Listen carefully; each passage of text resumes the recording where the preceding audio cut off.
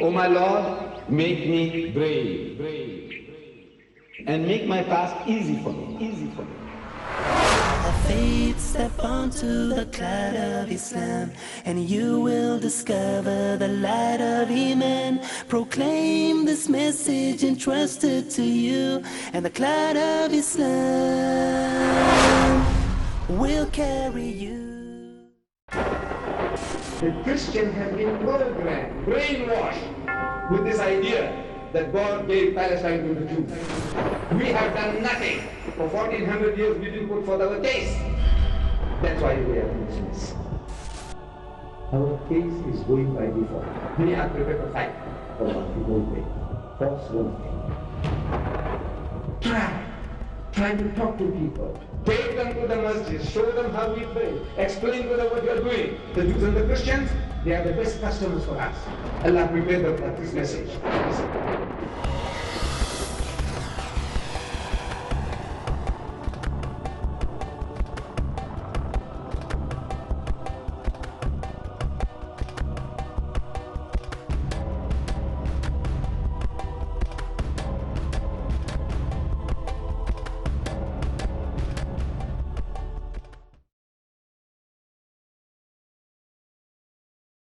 Allahu Akbar, Allahu Akbar. Allah is the greatest. Allah is still the greatest. Whether you come or you do not come, you will not lower him in his exaltation, in his majesty, in his glory. He still remains supreme. And the final words of warning he gives, La ilaha illallah. There is no other object of worship but Allah. You can carry on worshipping your man gods, your woman gods, your money gods, but remember this, that the only one who deserves to be worshipped is him, Allah. That is the national anthem of the Muslims wherever they live. And when they hear this call, they can hearken to the call without having to ask, is it an RC or a DRC? In my country, RC means Roman Catholic, or DRC means Dutch Reformed Church, the guy who's ruling us. I said, now that's a call to prayer. If you like, sir, we can go down and witness a Muslim at prayer. He said, Deedat, will they allow us? Of course, sir. My people are very tolerant, and they are. They are very hospitable. They love to see visitors coming to the mosque. It's giving us an opportunity of explaining to them what Islam stands for. So we walk down to the mosque. Please take off your shoes. So while they're taking off the shoes, I start a conversation. I said, do you know why you take off your shoes, sir? He says, no. I said, you remember when Moses was on Mount Sinai? God spoke to him. And he said, throw not nigh hither. Put off thy shoes from off thy feet. For the place where thou standest is holy ground. This is what, in respect of that commandment, we Muslims, we take our shoes. Before we go into pray, we make ablution. We wash ourselves. The hands, the feet, the nostrils, the nape of the neck, gargling the mouth, brushing the teeth. This the Muslim does 5 times a day, every day of the year. Purely from the hygienic point of view, no one is going to find fault with a man washing himself 5 times a day. It's a good hygienic practice. So this is it. I say it also serves certain psychological purposes. Mentally, it's preparing the person for prayer. We are washing not because we are dirty. We are washing because we're going to stand before our God. Thirdly, this is also another commandment given by God Almighty to the Holy Prophet Moses. In the book of Exodus, that is the second book of the Bible, it is written, and Moses and Aaron and their sons washed their hands and their feet thereat. When they went into the tent of the congregation, they washed as the Lord commanded Moses. So we Muslims still fulfilling another biblical commandment. Though we haven't got the label of a Jew, not yet that of a Christian, yet in all humility we claim more Jews than the Jews and more Christians than the Christians. In this, that we are trying to follow in the footsteps of the prophets. I said, this is how all the prophets prayed. So what? I said, all the prophets, this is how they prayed. You should know your book, your own Holy Bible.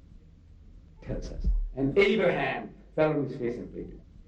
And Moses and Aaron fell on his face, fell on their face and prayed. And Joshua fell on his face and prayed. When we come to the New Testament, we read that was his last days on earth, Jesus Christ. He went to the Garden of Gethsemane with his disciples. And he said, wait and watch. He died because the Jews were after his life. And he went a little further and fell on his face and prayed to him. I'm asking, how does a man fall on his face and pray, except with the way we Muslims do? Can a circus acrobat do any better than that? No, the man scans. He knows he can't. This is the only way that Moses and Abraham and Jesus and Muhammad, this is how they did it. He says, Deedat, he said, you are more Jewish than the Jew. I said, yes. Back home, after Salah. We sit down for tea and samosas now. So I'm starting, I'm telling my boss. I said, have you seen the Quran, sir? He says, no. So have you got an English translation? I said, yes, sir. So I said, I brought it along. I had this same Quran in 3 volumes. Because the paper that was used in India was cheaper paper, so it was very bulky, so they had to make it in 3 sections. Same, page for page, same, but more bulky because of the paper. So I gave one volume between one husband and wife.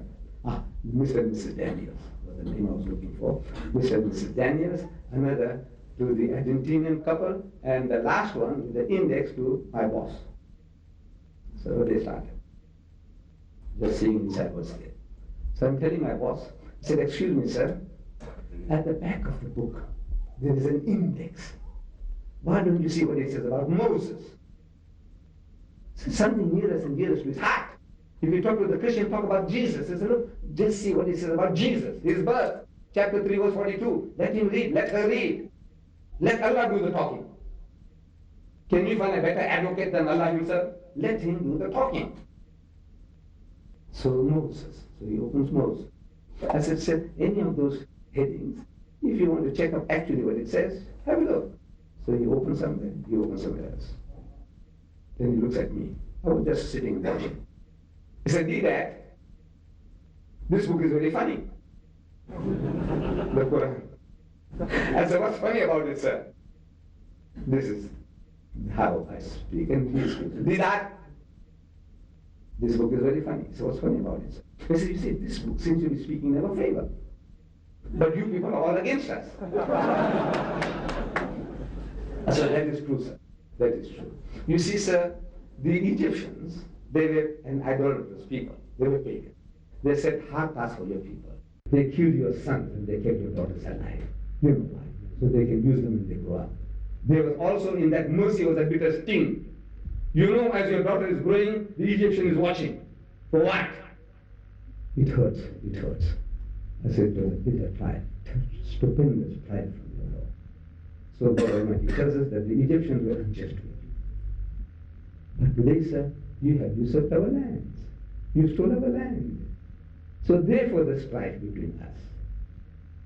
But this is Deedat, Palestine belongs to us. This is how. Palestine belongs to us. I said, how, sir? He said, no, God promised it to us. I said, where, sir? No, this is, I didn't know at that time that this is what Allah wants us all to do. Anybody makes any claim, Allah says, ask him for his Burhan, his proof. Have you done that yet?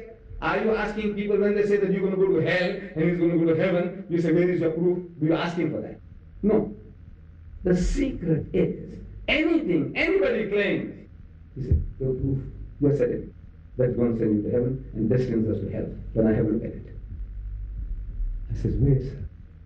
So he quoted me from the book of Genesis, the Bible. He knew the Bible better than many of us know the Quran. This Jew is quoting me. He says, God promised to Abraham, and he said, Genesis chapter 17, verse 8, he said, I will give unto thee, to you, and to thy seed after thee, all the land of Canaan. Canaan means Palestine. For an everlasting possession, and I will be their God. Means I will see to it that they get it, and I will protect it. That's his title deed. God has a right to give anything to anybody. It is his. Because God gave it to us. So I said, excuse me, sir. You see, sir, in your Torah, in the book of Deuteronomy, chapter 18, verse 22, we are given a test. How do we know whether the thing that is spoken and written in the name of God, whether it is from God or not? The test says, if a prophet speaks in the name of God, and if the thing does not come to pass, if it does not happen, that is the thing the Lord has not spoken, but the prophet has spoken it presumptuously. Thou shalt not be afraid of it. Right? So right. I said, is that a valid test? He said, yes. I said, apply the test. God gave to Abraham and his sons forever. Right? He said that. So what did he get? The day Abraham died, his sons, Ishmael and Isaac, had to buy a piece of land to bury the father. He was supposed to have the whole of Palestine. Then we are told again in the Bible that they lived in hopes, in promises, having not received the promises. And Abraham didn't have enough land to rest his foot upon. Means he didn't own 1 square foot of land. Not 1 square foot that he can put his foot there and say, this is mine. That is what the book says. And that is true. Then God didn't make such a promise. Because the Quran says, Wa'adallahu haq. If Allah makes a promise, his promise is true. If it is falsified, that means it is not Allah's words, it is somebody has it presumptuous. The book says presumptuous. So he said, well, I can see that. The act, very fair, very fair.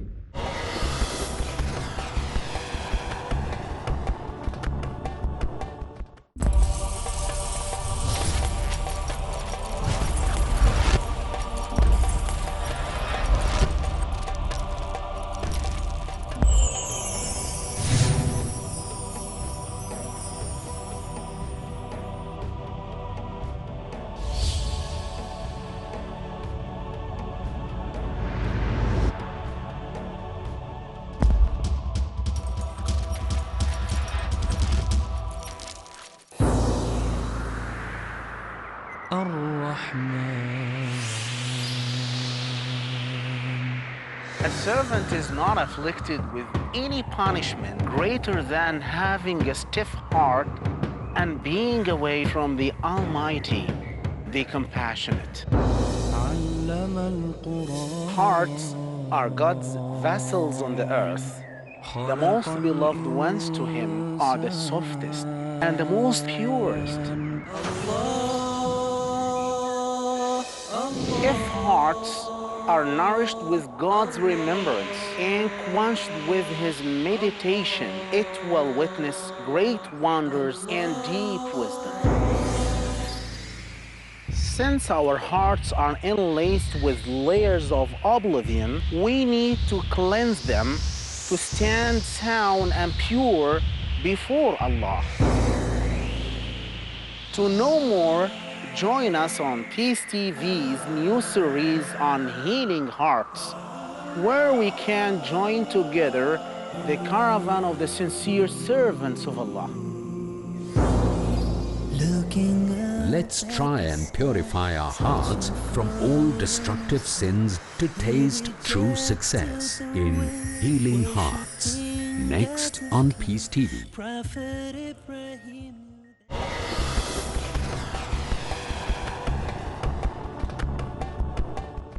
If it is falsified, that means it is not Allah's words, it is somebody has it presumptuous. The book says presumptuous. So he said, well, I can see that. The act, very fair, very fair. But I didn't want to stop. That's the end of the discussion. That's no good for me. I said, you see, sir, although I knocked him out first round, I want to bring him back for the second round. So I said, you see, sir, I am prepared to concede that God will make such a promise. As if Palestine was my father's property. It's mine, I can give it away. So look, I'm prepared to give it to you. I am prepared to concede, although I disproved it from the test that it is not true, but still I'm prepared to concede that God did make such a promise. I'm giving away your land. The Arabs, I'm giving it to the Jews. I said, I'm prepared to concede. So I said, what is the promise? The promise says, I will give unto thee and to thy seed after thee. I said, who is the seed of Abraham? He said, we, the Jews. I said, no doubt, you are the seed of Abraham. But are you the only seed? In the first book of your Torah, the book of Genesis, no less than 12 places you read, and as for Ishmael thy son, and as for Ishmael thy seed, as for Ishmael, I have heard thee, Allah says. I have heard, means I heard your prayer, what you are asking. As for Ishmael, I have heard, 12 princes shall he beget, and I'll make him a great nation, because he is thy seed. And as for Ishmael, thy son, and thy seed, no less than 12 places in the Torah. In the first book, Ishmael is spoken of as the son and seed of Abraham. If he is the son and seed of Abraham, what right have you to deny him that birthright? But you see, he said, we got Palestine. And possession is 9/10 of the law. He's got the stick in his hand.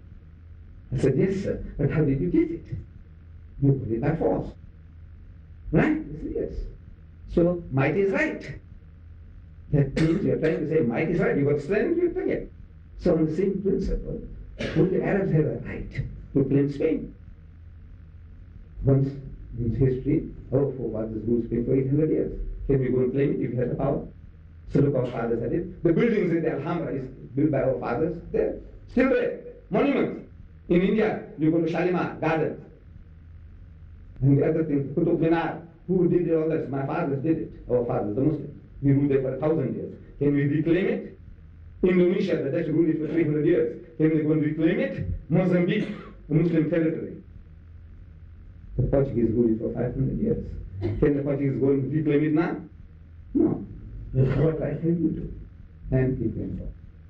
Alhamdulillah, the things was moving beautiful. At the end of it, he tells Mrs. Deedat, we didn't know that the Arabs had a case. My boss is telling me, Jew said, we didn't know that the Arabs had a case. You know what I want you to do? I want you to write everything you told me, and I will publish it in my Temple David magazine in Singapore. He was an editor at the time. I will publish it. So knowing my weaknesses, I said, look, I'm not a writer. I can't write. He said, no, you just write as you spoke, and I will improve it for you. I'm sure he meant it well. He meant well. But it took me many years to put those things down in writing. This book here, Arab and Israel, Conflict or Conciliation, is given to you tonight, everybody free. All those references I gave you and more are all there. What you have to do is, you have to learn these steps. You see, the Christian has been programmed, brainwashed with this idea that God gave Palestine to the Jews. We have done nothing. For 1400 years we didn't put forth our case. That's why we are in this mess. Our case is going by default. We are prepared to fight. Wallah, it won't pay. Force won't pay. You see, the people, we need the sympathy of the people. We want them to see our point of view. And then talk. Try to talk to people. How? Talk to them. How? He said, no, God promised it to us. That's how the Christian is brainwashed. So, Allah, there is no better way to argue and to debate than to use the enemy's own weapons. And this is what I'm trying to share with you all tonight, and the nights went by, and in the future, I said, get these books of mine. They are available there in the foyer. Get these books and use them as weapons of defense and attack. These books, you read them and you arm yourself. And it opens up doors for you to talk. How do you start? The book gives you how to start doing dawah. With these words, Mr. Chairman, and my dear brothers and sisters, I'm very, very grateful to this community here for responding at short notices to these talks of mine, and you make me feel very happy, and I want you to pray for me as I pray for you all. Wa akhiru da'wana alhamdulillahi rabbil alameen.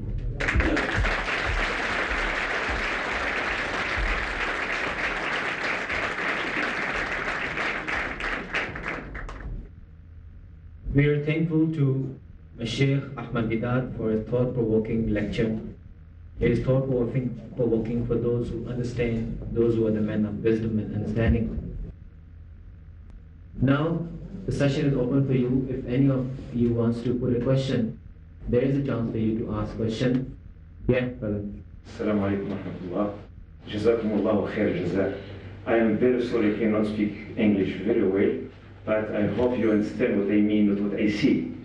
First things, I thank you, and other things I want to see. Jews today is not son of Ibrahim. Majority of Jews, not son of Ibrahim, of Ishaq. Because majority of Jews today come from Soviet Union, from Bahr Qazwin. I don't know what can see it in English. Now we're talking between Arab and Jews. We accept these Jews come from Ishaq, but where can prove that Jews come from Ishaq? Majority, big majority of Jews it come from white men, from Bahr Qazwin, from Europe. Last, it's not from Abraham, and thank you very much. Now, brother is right. Is it working? Our brother is right. The bulk of these Jews, like the Shamir fellow, he is a Polish Jew. That Begin fellow is also from certain places in the country. They are not the Semitic Jews. In other words, they are not the real children of Ishaq. But now, what can we do? The guy says he's a Jew. As soon as he says a Jew, the country is open for him. And the guy is there. He's already there and he's in possession of the land. Now we start saying, look, this guy is a Jew and that guy is not a Jew. That is not going to solve our problem. It can't help us in any way. The way is now what to do about this problem as it exists. Can't you see? But now how do we change? The only way I feel you can change is to change the people. And to change the people, we have to Islamize the people. Talk to them, man. Talk to them. We haven't talked in 1,000 years. That's the problem. We haven't been preaching in 1,000 years. We haven't delivered the message of Islam. Scandinavia. We are only coming today here and we are making some little effort to save ourselves, to survive. For 1,400 years, Islam is there. Allah Bari Ta'ala, 1,400 years ago, he sends Akhi Jibreel to Nabi Karim and he tells him, وَمَا أَرْسَلْنَاكَ, we have not sent you, إِلَّا كَافَةً لِلنَّاسِ, but to the whole of mankind, Bashirun, as a giver of good news, وَنَذِيرٌ, and as a warner, وَلَكِنَّ أَكْثَرَ النَّاسِ لَا يَعْلَمُونَ. But the bulk of mankind still do not. They haven't received the message yet. That's 1,400 years ago. We read it today, after 1,400 years. I'm asking, is the position any different? Has it changed? Has the position changed? وَلَكِنَّ أَكْثَرَ النَّاسِ لَا يَعْلَمُونَ. But the bulk of mankind, they still don't know about the message of Islam. True or false? It's true. There are today more worshippers of men and monkeys, elephants and snakes on God's good earth than the worshippers of Allah Wahdahu la Sharika. True or false? It means we haven't done the job. Now, this is a matter of survival. This is a matter of, we have to change the world. Otherwise, the world is going to change as they're changing us. Willy-nilly, whether you like it or not, you will be changed. So, the thing is, my dear brothers, the battle of the intellect. Fight. Allah promises. He said, He's given you a deen that is to master, overcome, and supersede them all. Bulldoze them all. وَلَوْ كَرِهَ الْمُشْرِكُونَ. And again he repeats the same formula in the Quran. So, هُوَ الَّذِي أَرْسَلَ رَسُولَهُ بِالْهُدَى وَدِينِ الْحَقِّ لِيُظْهِرَهُ عَلَى الدِّينِ كُلِّهِ وَكَفَى بِاللَّهِ شَهِيدًا. And enough is Allah as a witness to this fact that is going to make his deen to prevail, with you or without you. But he's giving you and me, daughters that we are, the privilege of doing the works of the prophets of God, the messengers of God, and earn a prophet's reward. Will we take it? It doesn't look like. We want to find scapegoats. We want to find who we can blame. You see, Sadat is no good, Mubarak is no good, Faisal is no good, Fahad is no good, Hassan is no good. Look, find scapegoats. That's what we are. I said, now what are we prepared to do, you and I? Are you prepared to change your environment? Are you prepared to change the people? At least one. Each person tries to make a, in my lifetime, I change one person. I bring him closer. Just one. Each one says, I'll try, inshallah. I will get one person into Islam. 100% increase. If we can say we will try. In our lifetime, just one. So to me, my dear brothers, what he said is haq. All those Jews that are there are not Jews, the children of Ishaq alayhi salam. But the guy said, I'm a Jew. Like I said, I'm a Muslim. The guy said, look, you are not an Arab. I said, I'm a Muslim. I have a right to Makkah and Medina. No. The other guy said he's an Arab. Genetically said, you're not an Arab, you're an African, you Egyptian, where you come from? You Sudanese. What makes you an Arab? No. He said, I speak Arabic. So I'm an Arab. Has the world the right to deny him that? He said he's an Arab, the other said, I be accepted. If Pakistan was speaking Arabic, and you said, we are Arabs now, look, no Arabs can kick you out of that Arabism. He said, I'm an Arab, I speak Arabic. Arabic is my mother tongue. So, the thing is now, I don't know. We're going to start splitting hairs about that guy coming from Russia, and he says he's a Jew. What can I do? You are forced into the situation because you haven't got the stick in your hand. To get the stick in your hand, you need that type of people to back you up. Without the stick, you can do nothing. You can only cry, and we can only pray. But try and get that stick. And the stick is the power. Vote. Get the people to vote for you, change them, vote in, and then you see automatically, wallah, America will say, we don't interfere in the Middle East, we don't send our sons and daughters to get killed for you, bloody Jews. Immediately the Jews will say, brothers, we are cousins, Father Abraham, wallah, immediate. And it can happen. It will happen, inshallah, but now we have to do something to make it happen quickly.